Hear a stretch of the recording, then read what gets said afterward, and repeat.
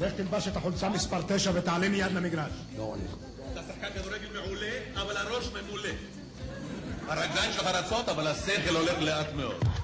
לך תלבש את החולצה מספר 9 ותעלה מיד למגרש.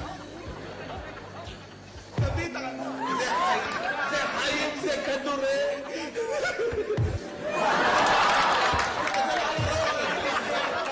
כל נגיחה שלו פגע ספרפר ברשת. תסתכל על הרגל המסיימת.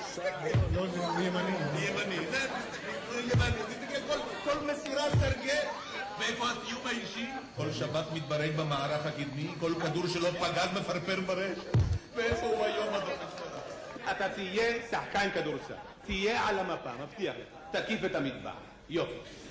אתה תהיה ברקוביץ', כולם בהתחלה נמוכים. אתה ראית את אולטי פרי שנולד, היה בקושי 1.80 מטר.